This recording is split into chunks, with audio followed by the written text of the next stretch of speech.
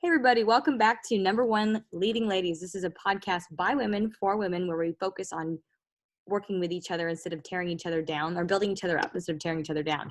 Today we have a special guest who's actually in an accelerator program that I was in a few months ago, Tanya Mayo, and I'm going to have her introduce herself and talk a little bit about her journey.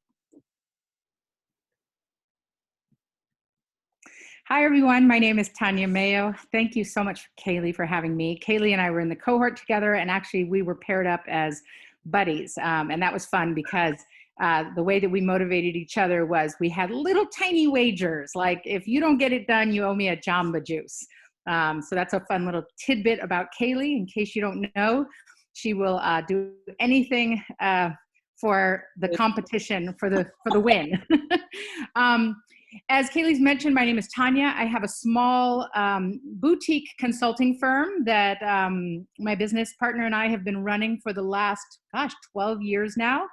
And we do a lot of consulting work, specifically with education and around equity, social justice, and so we've worked in all different sectors in trying to bring more equitable and just practices into workplaces, organizations, I'm excited to be here. Thank you, Tanya, so much for being on today. Thank you for introducing yourself. So we won't be on here for very long. There's really just a couple of key questions that I ask, and if we end up going down a different path, that's also okay too. This is just kind of a conversation so everyone can get to know you.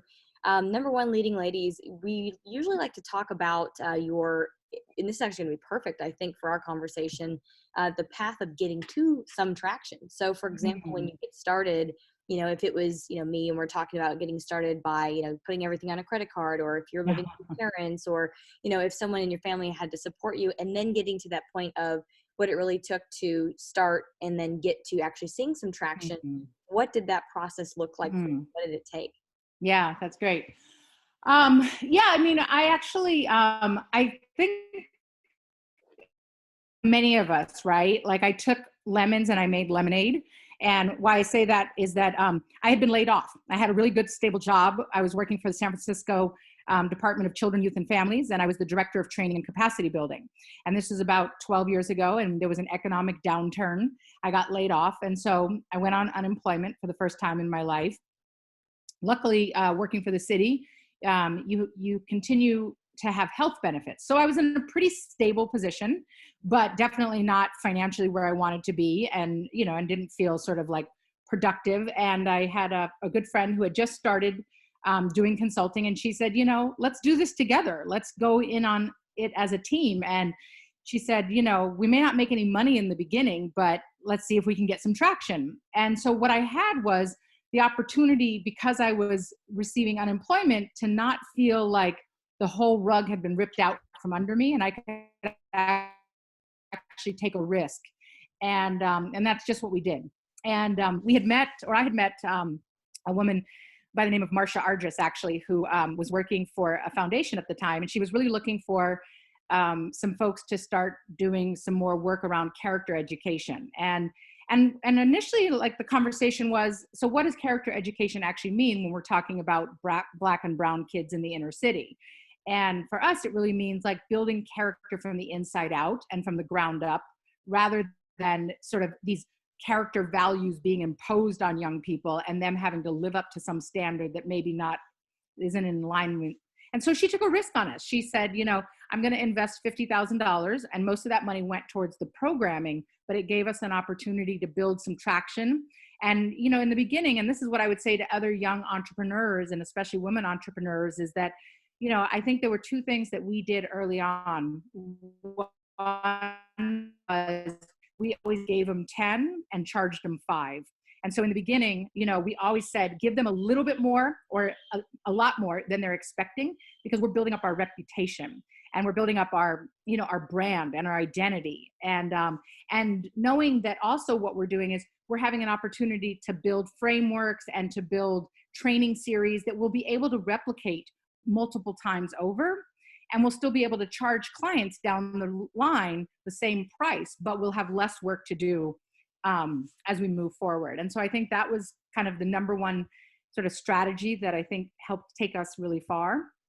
And then I would say number two what we did was we took our investments and we took the initial profits and we went and we printed up curriculum. So rather than creating like a toolkit or a binder, we actually invested and got it printed and paid for photography or artwork, and then we purchased 1,000 copies. And so instead of just purchasing 200 for the client that we needed, we took all our profits and we purchased 1,000. And so with those extra 800 copies, it took us to a level of professionalism that we wouldn't have otherwise had, because we were able to then package not only our trainings and our consulting work, but also say, hey, and we have a whole series of curriculum that we can sell you to your staff so that they can actually take the activities and the concepts and the frameworks and bring them to life. So that was a lot. That was long-winded, but I think that was sort of the things that got us to some traction early on. Yeah, it sounds like reinvesting in yourself, really. I mean, and knowing something that works. So maybe at some point you had done it on a very small scale yourself with somebody, or seen the need somehow. Usually there's some kind of research, so you knew the need was there, instead of just guessing, and then said, okay, well, now that we have, an order, like you said, so some traction, let's go ahead and just take our profits and reinvest. And I think that's something right now that it makes me nervous. I was watching an interview with Elon Musk last night where he got into a point in time where he did that 100%. He took all of the income that he made from his first big success with PayPal and basically was going to invest a third of it, and then did that. And the other two businesses were they needed some more capital infusion, but then you see where he is now, right? Yeah. The question for probably 3, 4, 5 years, was that worth it? I agree with you. That's what I'm doing now. And it's hard. It's freaking hard, but it's hard. do you believe? And, I think you have to be willing to fail too. I mean, I love listening to Brene Brown because she really talks about, like the number one unifying thing with anyone who has achieved success and happiness is failure, and the willingness to fail, and knowing that taking risks means that sometimes we're going to have some failures, but those are where we learn, and those are where we get to also have opportunities for big gains. Yeah. Yes, I second that. So one of the other questions we like to ask, especially since you have so many years with your specific company and you've gotten to traction, it's a little bit of a different interview that I'm used to, which is cool. So looking, just as a general question, I guess I'll ask it that way. What would you say has been your biggest lesson? God, there's been a few. There's this great series called Fuck Up Nights. I don't know if you've ever heard of them. They're all over the country, and we were at a shared workspace where one of the women there hosted Fuck Up Night Oakland. And so she invited us to be on it. And so it was an opportunity. And Fuck Up Nights, essentially, you have 7 minutes and 7 slides to basically talk about a fuck up. And I had gone and seen a couple, and when I went, I thought, wow, we're so lucky. Like, we haven't had any fuck ups in the 8 or 9 years that we've been in business. And then after going to a couple of fuck up nights, I was like, wow, we've had so many fuck ups. Aren't we lucky? But I would say that, probably the thing that stands out the most, that's maybe kind of a universal theme, is that on one hand, I think it's been really beneficial, the level of risk taking and the willingness to kind of iterate and move and change quickly.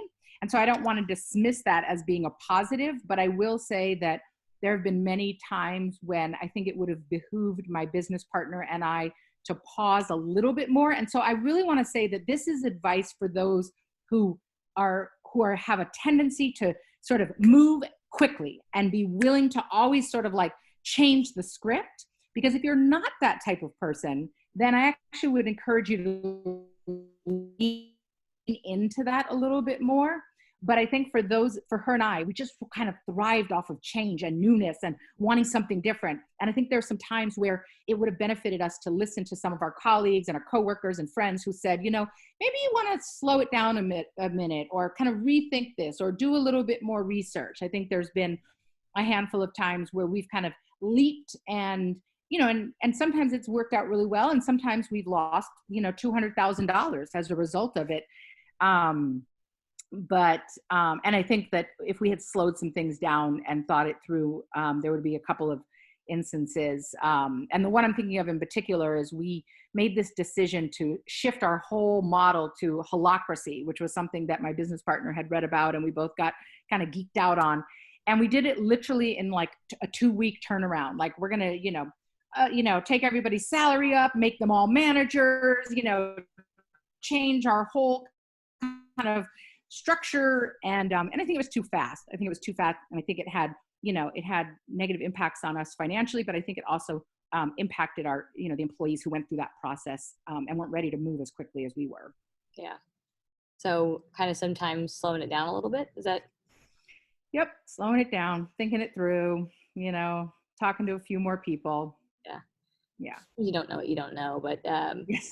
but yeah, actually, I think it's pretty cool that you can mobilize change that fast in the first place, because usually with organizations, especially big ones, you can't even get that done just because the size, of things, the decision-making levels that have to be, combed through, I guess. Yeah. I think that's a pretty good lesson to share with individuals, because usually, like I mentioned, most of the entrepreneurs or the ladies that I've had on the show so far, they have talked a little bit more about the ramp up period and lessons that you're learning as far as like who we didn't hire in the first place, or, things that we didn't think through as far, so it's really cool from your perspective to see, looking back what your advice is too. It's different, which is great, because I'm looking in a different lens, and now being able to, think from a different time frame is great. Yeah. The other question that we ask our guests on the show is what has been your biggest win? I mean, I know this is going to sound ironic, perhaps, or maybe you've had some other folks that are talking about this. But I think that actually, like what happened as a result of the pandemic and the ability that we had to be able to pivot, and we took a pretty dramatic pivot. We were up until the pandemic, 100% of our work was done in person.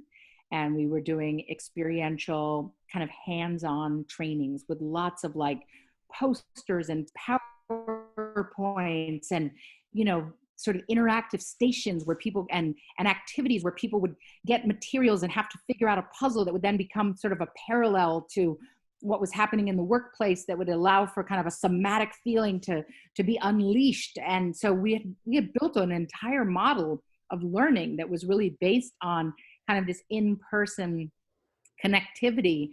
And that was, and it's still hugely important, and I miss it. And it's something that, post-pandemic, I want to get back to some of that. But I think the realization that we were going to have to do something dramatically different during the pandemic. And so shifting 100% of our work, at least for now, to online and figuring out how to do that virtually and how to bring that same sense of connection and community and sort of in the moment learning to life through a virtual platform. It's something that we had always thought about doing as an extension of our business, but because it took a lot to do, we never sort of had the kick in the ass that the pandemic gave us. And so what happened as a result is that it created a national reach to our work that we never had before. Because in the past it was 90% local. On occasion, we'd hop on a plane, begrudgingly, having to pack, leave our family, et cetera, et cetera. And now, the ability to like have a training where people from Australia or from, Kenya or New York, or even to be able to expand our staffing pool, to be able to hire trainers and other, support staff throughout the entire country has been a huge win for us. And so I would say that, we have kind of risen out of the fire of the pandemic, and we're probably doing better now. I think we'll close 2021 in a stronger position than we ever have in 10 years. I mean, that's awesome. Seriously, that's a really big win. I think that's wise for sure. What's interesting is from some other advice that I've gotten before from somebody who was not afraid to scale. They scaled too fast. And I hear about that a lot, actually, where, for example, what they wanted to do was get a sample of, positive interactions with clients, and just a couple of clients, say here in Dallas, for example, and say, okay, well, there's proof of concept there. So now we're going to go open an office in Minneapolis and New York and, California. Mm, And so then long story short, it became very disorganized. And if you really look at the profit that they were making, growing like that, they were actually making more money in a quicker basis and had more retention staying local. Well, yep. you already had that. You already had that basis of, that locality, and knowing exactly probably what it was going to take. Then once, this opportunity came, it was just like, okay, well, I'll just do the same Yep. thing, but sit in front of a screen and do it over here instead of, in person. Yeah. Maybe it's a little bit different, but yeah. No, I think what you're saying is spot on, because there were many times as we would come to the end of a fiscal year and we were starting to think about our global budget for the following year. And I remember multiple times saying, you know what? Let's not make a goal to raise more money next year. And, usually we were always making some sort of incremental increase from year to year. But to actually make the decision not to do it, and we would kind of brainstorm the ways in which we could potentially do it, and then realize like the cost benefit to it didn't seem worth the amount of extra energy and time and coordination and human power that it was going to take. And then also just sort of saying, like, what do we love to do? Like, what part of this do we love to do? If we love to expand and expand and expand, go for it. But if what you love to do is like work with the clients or make that sale that, gets all your investors excited about, then make that Dallas sale. Don't try to run off and, make sales and, across the country that has you sort of burning the midnight oil, Mm-hmm. yeah. That's again just some really great, I think, wise advice, looking back. And like I said, I've heard both ends, but I hear all the time people scale too fast, but it's like, well, when is that right point, So Tanya, that's really great advice. And a lot of the things that you shared today, I think, are going to be of value, especially, getting going. A lot of people or women that are listening to the show, or people in general, are in that stage of, okay, what do I do? I'm getting started. But then you gave like kind of the back end perspective too. So this was a really good session. Thank you so much for being on Definitely. the podcast. Yeah. And how can anyone that's listening or reading this episode or session right now, how can they reach out to you or get a hold of you if they're curious about either what you do or how you've done what you've done? Absolutely. Yeah. I mean, I think if you're interested in just what we're doing and, what we're offering to the world at large, go to our website, which is bethechangeconsulting.com. And if you want to just reach out to me personally, I love supporting women and humans and people who are growing. So I'm happy to, answer an email or jump on a quick phone call. And so start by emailing me at Tanya, that's TANYA, at bethechangeconsulting.com. Just spell it the way it sounds, bethechangeconsulting.com. And that's after a famous quote, be the change you wish to see in the world, by Mm, Gandhi. love it. Tanya, thank you so much for being on today. All And right. I'll see you really soon. Everybody, again, thank you for tuning in. You know me, this has been #1 Leading Ladies podcast. And we look forward to seeing y'all next week on the show.